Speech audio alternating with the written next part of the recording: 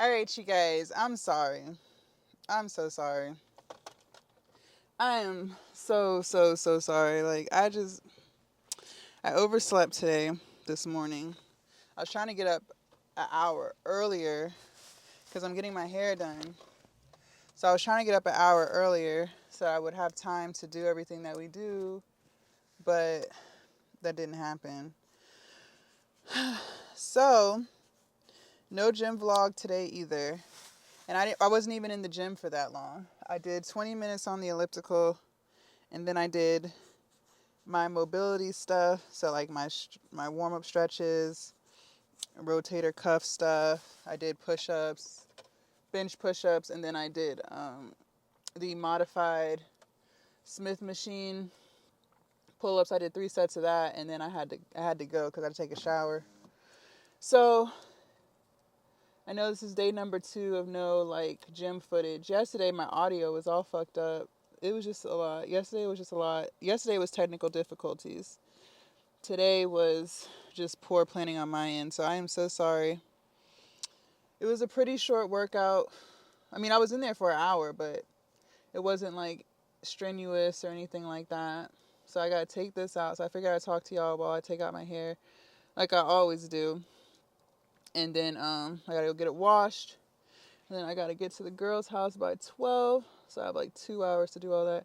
Hopefully I have enough time to, I didn't pack food. So if I have enough time, stop by Kava and grab me a bowl before I go to her house. Otherwise, I'm not going to be able to eat till like, it takes her like 3 hours. So till 3, gosh, that's a long time.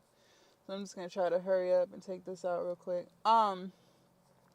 But anyway, yes, I'm sorry. So, let's see. I wanted to, since it's not really like a gym vlog or anything, I just wanted to kind of like sit here and just kind of motivate you guys. For those of y'all who are struggling with feeling motivated to change your life, I think, and again, I can only speak from my own experiences, but changing is so scary. It really is. And it's unfortunate because I feel like society makes us feel like shit if we quote unquote fail at something. Like people will look at, like, let's say you tried to lose weight, right? And you did good for like 2 or 3 weeks and then you fell off. Someone's pulling up next to me. I look all wild and crazy. But anyways, let's say you fell off after like 2 or 3 weeks of doing really, really good. In your mind, you failed. And you're going to start to feel bad about yourself. And trust me, I know. I already know because this has happened to me. You're going to start to feel bad about yourself. You're going to start to put yourself down. You're going to start telling yourself, see, I told you you couldn't do this, yada, yada, yada. It's just going to be a whole toxic mess. A whole toxic mess.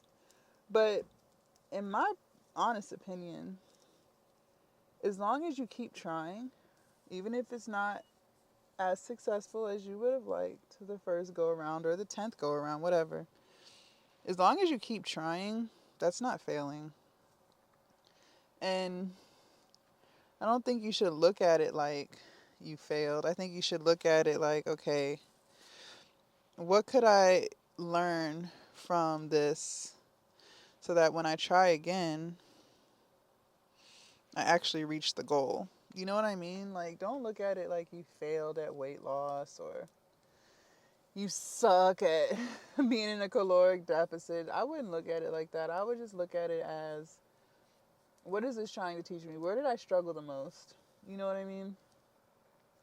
And by looking at it like that, the next attempt, you're a little bit better than you were on the first attempt. Because if you ask yourself that question, like, what did I do wrong this time? Now you have a little bit more information than you had the last time. So you can apply that new information the next time around. But it's not failing. You didn't fail. Failing for me is like when you literally give up. Like you literally wipe your hands with it. you're done, you're throwing in the towel, you're never going to try it again. But even if you've been yo-yo dieting for 10 years like I had been, I didn't fail because I kept trying. It might have taken me a little while to get back on board, right? I might have fallen off, said fuck it for a few months or whatever. But I always kept trying. I didn't give it up. I didn't just sulk and say, well, so much for that. I'm going to always be fat for the rest of my life. Those thoughts crossed my mind, yes. I did start to feel like that. But I still kept trying. I still kept trying. And every time I tried and didn't reach my goal, I learned a little bit more than I learned the last time. One of the biggest things I learned even before I hired my trainer was I celebrate too soon. And it actually took me my second to last try to realize that. And I said to myself, when I try again, which was the time I got my trainer, I said, when I try again, even when I start losing weight, I'm not going to celebrate it. Like, I'm not going to celebrate it like I typically do. When I would lose enough weight to be able to, I had a pair of jeans that my goal was to fit into. It was this one pair of jeans, and they made my body look sexy. They were a size 16, but no stretch. There was no stretch, so I had to be a real 16 in order to squeeze into those. And they were really nice. I loved those jeans. They were like a faded, light wash pair of jeans, skinny leg jeans. They were so cute. They hugged my body just the way they needed to be hugged. But every time I couldn't fit them anymore, my goal when I would try to lose weight was to be able to fit them again. That was the bar. And so every time I would try to lose weight, and I had these jeans for years. These pair of jeans, I had those pair of jeans for at least 5 or 6 years. I could fit them, then I couldn't. I could fit them, then I couldn't. It was, like that. But the bar, I didn't care what the scale said. Like, I knew I needed to be around 275 to be able to fit them. 265 to really be able to fit them. Like, they're not uncomfortable when I sit down. 275, I can squeeze into them and make it work. 265, they're really comfortable. And so I noticed that on all the tries that I attempted, I noticed that once I was able to get into that pair of jeans, I felt like even though I still needed to lose way more weight, but I felt like I could slack off a little bit because I reached the goal. And I realized the second to last try, I was like, okay, when I try this again, because I had gained the weight back so they couldn't fit anymore. But I said, whenever I choose to try to lose weight again, I'm not going to celebrate when I can fit into these jeans again. I'm not going to celebrate it. Because every time I would fit into them, I would wear them all the time. And they were like my one pair of jeans. Like, I had other pairs, but it was something about that pair of jeans. Like, they just fit perfectly. Like, no other pair hit the way those hit. But every time I could squeeze into them again, I would wear them and go out and slowly revert back to my old habits. Going out to eat, getting my margaritas. It was just something I always did. And I would slowly fall off the weight loss wagon. And so when I hired my trainer, those jeans no longer fit. They didn't even come up my thigh.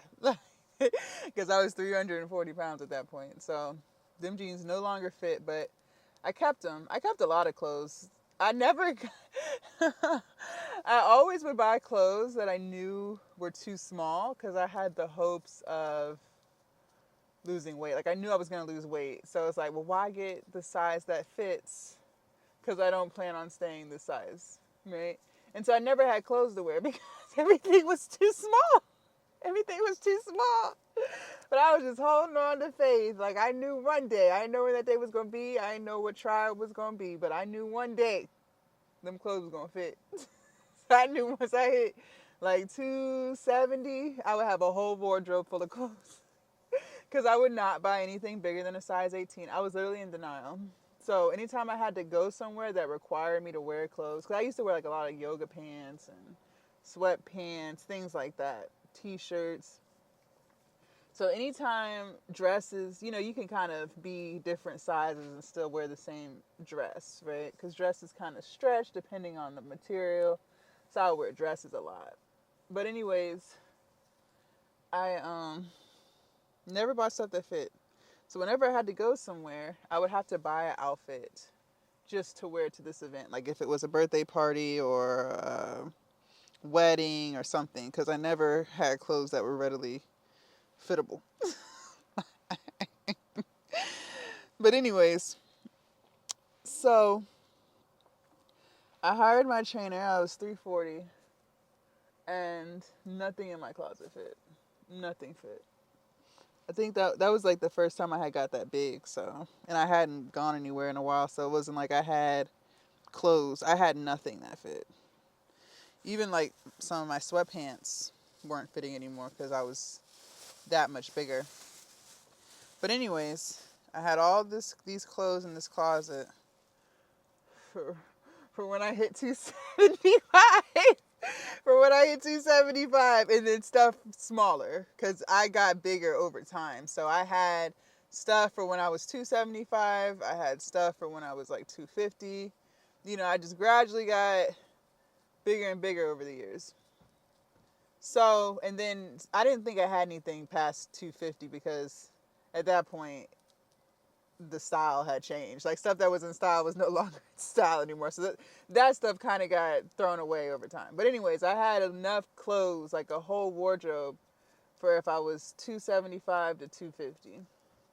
So anyways, I was like, okay, I'm not going to celebrate ahead of time anymore. Or not ahead of time. I'm not going to celebrate. I'm just not even going to try the clothes on. Like, that's what I learned. I was like, because whenever I try shit on and it starts to fit, I start to feel good, which is great. Like, you should feel good because you put in all that hard work. But then, like, I just slowly fall off the wagon. It never fails. It never fails. So, I started losing weight. I tried on the pair. Like, I wouldn't really get on the scale that much. I would just try clothes on and then take them off. Because I really wasn't going anywhere at that time either. So, I was still, sticking to sweatpants, gym clothes, stuff like that.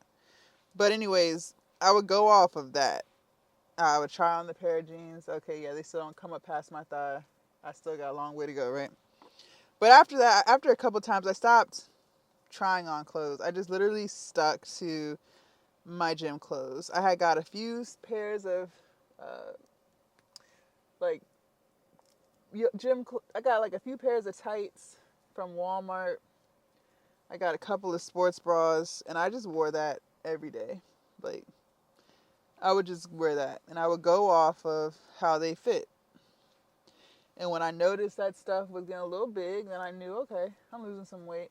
But I wouldn't go try on the clothes anymore in the closet because I just had this fear of once stuff starts fitting, I'm going to start slipping. So at this point, I'm like, gosh. I would say, and it worked out because gym clothes is like fashionable. So it worked out. Like I could still like, go out and wear my gym tights and, I still looked normal, right? I wasn't looking like busted and disgusted. I wasn't wearing like clothes. I was wearing like leisure gym stuff. You know the vibes. But anyways, so I had finally, it was brought to my attention, like people were talking about how much weight I had lost. And it was like, oh my gosh. Even my trainer was like, you lost a lot of weight. I could tell in my gym clothes, like the shirts that I had were getting a lot bigger. They were starting to get baggier. At this point now I'm starting to look homeless, right? Because the shit is just like hanging off me, hanging off my shoulders, stuff like that. So I was like, okay, well, let me go try on these clothes just to see what's going on, right? Not to wear them out, but just to see, like, what's the deal? So, y'all, I kid you not. Them jeans that I've been holding on to for years, where I knew, like, if I was 270, I knew, like, if they fit, even if they were snug, if I could get them up and fasten them, I knew I was at least, like, 275. Not only could I get them up, they were too big. You guys, the jeans were too big. They weren't just a little too big. Like, they were baggy as fuck too big. Like, I looked like they was just too fucking big. They were way too big. Like, I couldn't even wear them if I wanted to. They were too big. It wasn't even like a fashionable baggy style. No, like they were too big. Like, I couldn't walk in them because they were falling off my hips. I was like, oh shit. So then I tried on some of my other clothes that for when I was smaller than that, everything was too big. Y'all, I no longer had clothes to wear. Like, I have finally reached that one goal of I'm not going to be big for the rest of my life, because I told you I had clothes from 250 to 275 and none of that stuff fit anymore. Nothing in my closet fit. Everything was too big. Everything was too big. Even the dresses, because like I said, you could get away with dresses being a little bit bigger, a little too small, because depending on the material, they can still kind of fit, whether it's stretch or whatever. Everything was too big. I was like, okay. But see, I say all that to say, every time you try, even if you don't necessarily get the results that you want, as long as you don't give up hope, as long as you keep faith, even if you let it go for a few months or whatever, right? Because when I would gain all the weight back and then some, it's not like I just hopped right back on a new diet. I kind of just stopped thinking about it for a while. That's why I would put on weight, because I stopped thinking about it. And I'm not recommending that either. But what I am suggesting is, don't look at it like you failed. As long as you keep trying, like I said, even if you have to take a little break, because it's just, you're a little disappointed in yourself. That's normal. That happens. But as long as you just keep trying, you didn't fail. Failure is when you literally just throw in the towel and you say, you know what? I am no longer going to do this. And I'm just going to accept these results for the rest of my life. That's when you failed. And family members would tease me. Well, I don't know if they would tease me or like talk shit, but they would always be like if they found out I was on a diet, or if I was over there and I wasn't drinking soda like I normally do, or I cut back on drinking, because I used to be a very heavy drinker as well. And so when they noticed any type of change in my eating habits, like suggesting that I was trying to lose weight, they would always say stuff like, I don't know why you're trying to lose weight. You keep gaining it all back and then some. Don't make no sense. But despite that, I just kept trying, and that's all you can do, especially when you're literally changing what you know. Y'all, I've been overweight my whole life, damn near. So all I knew was, if I'm thirsty, drink soda or drink a juice box of some kind, right? I wasn't just drinking water just to drink it. Sometimes, but most of the time I was grabbing a soda.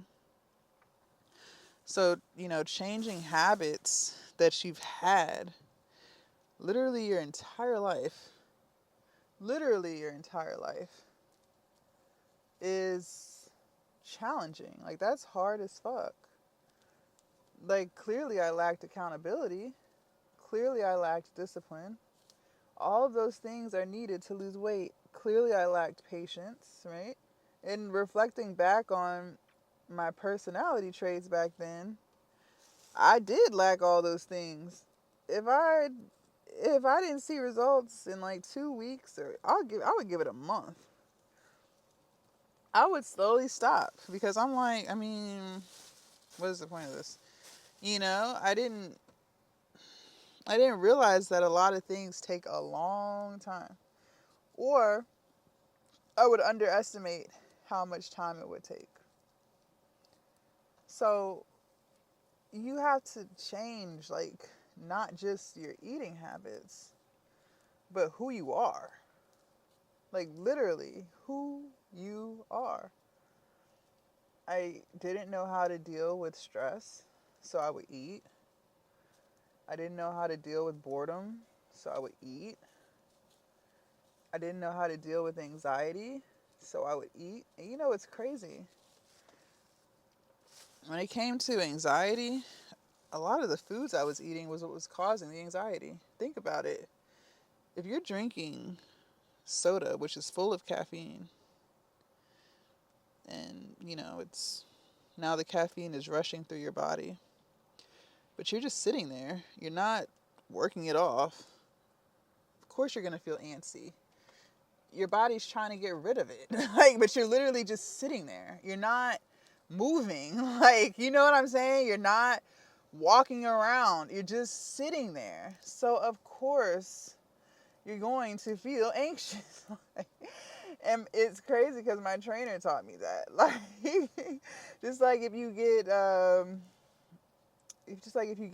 one of those coffee drinks, like a macchiato or something with 5 shots of espresso. You know what I'm saying? Like, all of that caffeine has nowhere to go. All of that sugar that you're consuming, like it's just sitting inside of you. Like, you are not moving. Unless you're like active and you drink that. But I'm talking about like people like myself who are just couch potatoes, just eating all this sugar, consuming all this caffeine. Like, you know what I'm saying? That's like when they're people's kids, when they're saying their kids have ADHD and stuff. Like, I'm not sitting here saying some people don't suffer from that. But what I am saying is, I mean, come on, you guys. Like, some people are feeding their kids all this fucking sugar and wonder why their kids are bouncing off walls. You know what I'm saying? Like, and then wonder why your kid can't sit still. Because you done put all that sugar in them. No wonder they can't sit still. No wonder they're having a hard time focusing. Like, they're high on sugar. But the same applies for adults too, you know? So, I'm not saying all cases. I'm not a doctor. But I am saying that, you know, some of the stuff that we're eating is what's causing these problems. That's keeping us eating, you know? We feel like we have some type of problem. But really the problem that we have is the fact that we don't eat healthy foods, you know. It's just, you know, it's the truth. But don't feel like you're giving up. And, you know, beating yourself up over it makes it worse because now you feel sad or you feel like you can't do something. You feel like you're incapable. So what do? You go run to the vice that you've always run to, food. So that it can make you feel good for a little while until you feel like shit again because now it's like, dang, I can't stop fucking eating. You know what I mean? So don't do that to yourself. It's not failing. And I know it's disappointing. I know. Trust me. I know. I know how that feels. I know how it feels. But shit happens. Shit happens. It takes people. Think about all the times it took you to fall when you were learning how to walk. If you can remember. I can't remember. That was a long time ago, right? But you probably fell 1,010,000 times. And you still got up. And you kept trying. Think about all the times you tried to ride a bike, if you can remember. I can't remember, but I'm sure it took you 1,010,000 times to learn how to ride a bike. Probably scraped your knee, got some bruises, hit your head, ran into something, right? But eventually, after trying and trying and trying and working at it every day, you were finally able to ride a bike without falling. Think about all the times you stumbled over words when you were learning how to read. I don't remember that either, but I mean, if you have kids, think about all the times your kids try to read a sentence and can't pronounce it right, or stumbling over a word, or saying it incorrectly. That happens for years. That happens for years. Years your kids are trying to learn how to read. That takes years. But eventually it gets to the point where they can read a sentence and they know what it says, and they know how to pronounce the word, and they're not stumbling over it, and they understand what they're saying. And that's because they are forced to read every day, right? It's forced upon them. It is forced to read every day. So that's why they get better every day, because they are practicing it every day. So if you bring it back to losing weight and trying to get in shape and learning how to eat right and learning how to deal with stuff without running to food all the time, and you work on that every single day, you have no choice but to get better at it. And that's not just with weight loss, that's with anything that you do. Anything. So you never told your child they're a failure at reading because they don't know how to pronounce the word because or pause. Like English is hard. There's so many people who come over here and have to learn English as a second language and talk about how hard it is. English is a very hard language to learn. But you didn't tell your kids they're a failure at learning English, now did you? No. So don't tell yourself that you're a failure at losing weight or whatever. You're not a failure. You're only a failure when you 1,000% give up. As long as you don't give up, you didn't fail. You're still learning. And that's okay. Because that means that every time you try again, you're going to be a little bit better than last time. You feel me? All right, y'all. I got to go get my hair done. We will have a gym vlog tomorrow. Hold me to it, all right? I'll see y'all later. Bye.